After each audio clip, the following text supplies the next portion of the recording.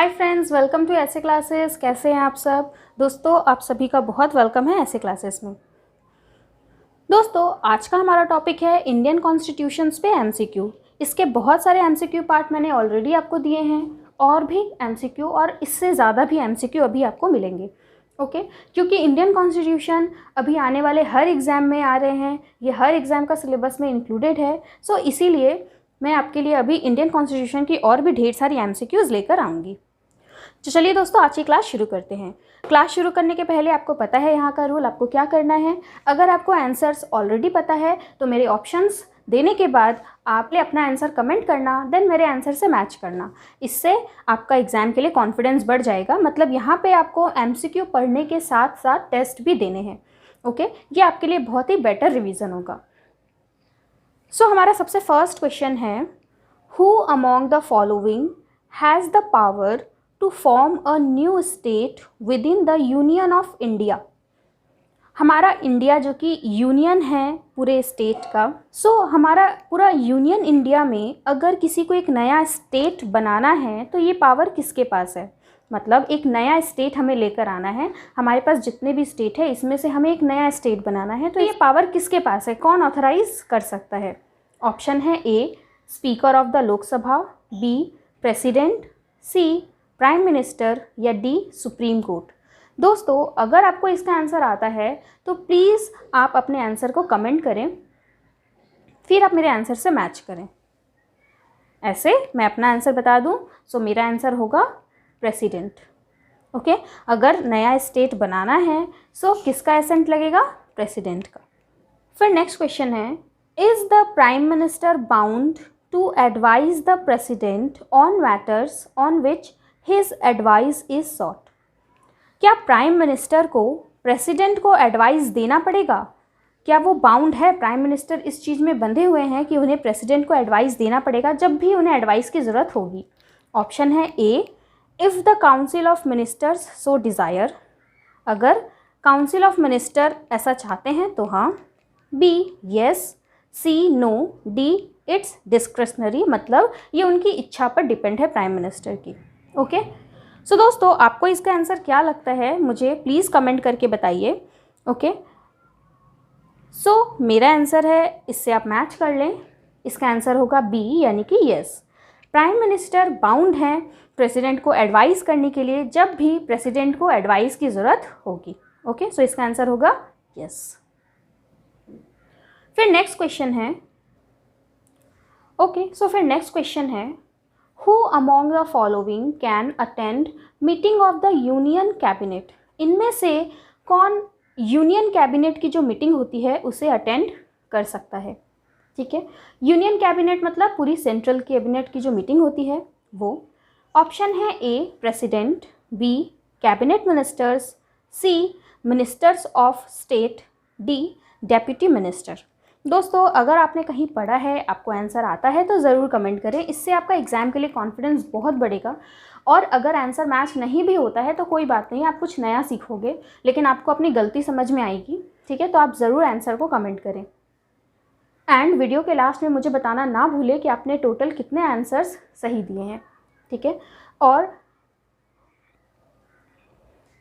दोस्तों, इसका आंसर होगा बी यानी कि कैबिनेट मिनिस्टर्स। ओके, जब यूनियन कैबिनेट की मीटिंग होती है तो नॉर्मल सी बात है, उसमें कैबिनेट मिनिस्टर उस मीटिंग में रहेंगे तो वही अटेंड करेंगे। फिर नेक्स्ट क्वेश्चन स्टार्ट करने के पहले दोस्तों मैं आपको बता दूं कि अगर आपको इस चैप्टर से रिलेटेड नोट्स चाहिए या फिर इससे और भी रिलेटेड चैप्टर के नोट्स चाहिए, नोट्स में जहां पर आपको एमसीक्यू मिल जाएंगे, classroom notes, last minute notes, PDF सब मिलेंगे। अगर आपको नोट्स चाहिए तो आप मुझे व्हाट्सएप पे मैसेज कर सकते हैं, मेल कर सकते हैं या फिर कमेंट कर सकते हैं। आपको सारी इन्फॉर्मेशन डिस्क्रिप्शन बॉक्स में मिल जाएगी कि आप कैसे मुझे मैसेज करेंगे। ओके, आप ज़रूर ऐसे क्लासेस से कनेक्ट होइए। फिर नेक्स्ट क्वेश्चन देखो, among the following has the constitutional authority to make rules and regulations fixing the number of members of the UPSC. UPSC के जो मेंबर्स हैं वो कितने होंगे, इसका जो रूल्स एंड रेगुलेशन है इसे कौन फिक्स करता है? किसे कॉन्स्टिट्यूशन की तरफ से अथॉरिटी मिली हुई है कि वो यूपीएससी से रिलेटेड डिसीजंस को लेगा? ओके, यूपीएससी का कौन सा डिसीजन, उसमें कितने नंबर ऑफ मेंबर्स होंगे? ऑप्शन है ए वाइस प्रेसिडेंट, बी प्रेसिडेंट, सी होम मिनिस्ट्री या डी कैबिनेट सेक्रेटरी। दोस्तों यूपीएससी, इसका फुल फॉर्म आई थिंक इसका फुल फॉर्म सबको पता ही होगा। सो यूनियन पब्लिक सर्विस कमीशंस, जिसके एग्ज़ाम के लिए हर कोई ही एक्साइटेड होता है, ठीक है। सो यूपीएससी में कितने मेंबर्स होंगे ये कौन डिसाइड करेगा? ऑप्शन है ए वाइस प्रेसिडेंट, बी प्रेसिडेंट, सी होम मिनिस्ट्री या डी कैबिनेट मिनिस्ट्री। सो दोस्तों इसका आंसर होगा बी, यानी कि प्रेसिडेंट। यूपीएससी से जुड़े जो भी रूल्स एंड रेगुलेशन है वो कौन फिक्स करते हैं? प्रेसिडेंट। फिर नेक्स्ट क्वेश्चन है,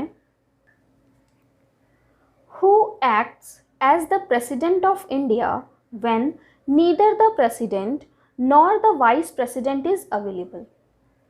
दोस्तों जब भी नो या नॉट से रिलेटेड क्वेश्चन हो उस टाइम हमें बहुत ही सोच समझकर आंसर को एटलीस्ट देना है, मतलब क्वेश्चन को 2 बार ज़रूर पढ़ना है। ओके, नो या नॉट जिस क्वेश्चन में हो वो क्वेश्चन बहुत ही हमें घुमा देता है, तो एक बार पढ़ के उसका आंसर ना दें, 2 बार क्वेश्चन को पढ़ के समझ लें। सो यहाँ पर क्या बोल रहा है कि प्रेसिडेंट एंड वाइस प्रेसिडेंट जब दोनों ही ना हो, ठीक है, सो उस टाइम पे प्रेसिडेंट के जैसे कौन काम करेगा इंडिया में? ऑप्शन है A senior most governor of a state, B chief justice of India, C speaker of Lok Sabha या D auditor general of India. So दोस्तों ये बहुत ही इंपॉर्टेंट क्वेश्चन है और इसका आंसर होगा बी, यानी कि चीफ जस्टिस ऑफ इंडिया, ठीक है। जब ना ही प्रेसिडेंट हो और ना ही वाइस प्रेसिडेंट हो तो उसकी जगह कौन काम करेगा?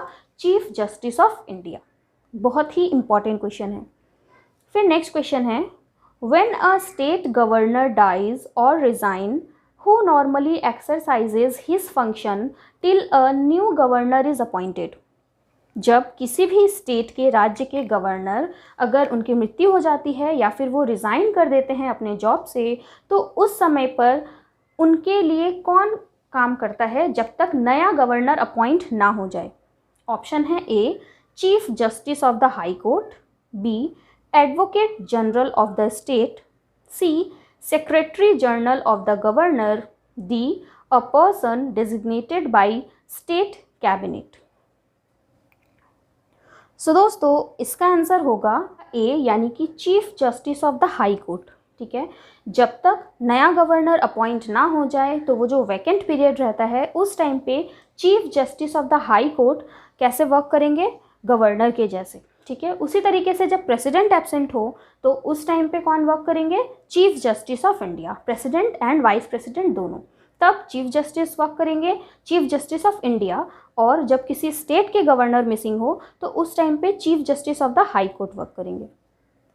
फिर नेक्स्ट क्वेश्चन है, when a financial emergency is proclaimed. जब फाइनेंशियल इमरजेंसी होती है, ठीक है, फाइनेंशियल इमरजेंसी का मतलब क्या है कि देश में पैसे की कमी हो गई। ओके, सो जब फाइनेंशियली इमरजेंसी होती है उस टाइम पर A union budget will not be presented, union budget उस साल नहीं आएगा। B salaries and allowance of any class of employees may be reduce, किसी भी एम्प्लॉय, किसी भी क्लास के जो एम्प्लॉयज़ होते हैं उनकी सैलरी एंड अलाउंसेस को घटा दी जाएगी। C repayment of government debts will stop, government के जितने भी डेप्ट हैं वो जो रीपेमेंट होते हैं, यानी कि उनका जो ऋण है, उधार है, उस टाइम के लिए स्टॉप कर दिया जाएगा। D payment of salaries to public servants will be postponed, और पब्लिक सर्वेंट की जो सैलरी है उसे पोस्टपोन कर दी जाती है कि कुछ समय बाद मिलेगा। सो दोस्तों इसमें से कौन सा होता है? अगर आपको लॉजिक थोड़ा भी क्लियर है या फिर आपने कहीं पढ़ा है तो आप ज़रूर इसका आंसर कमेंट करें।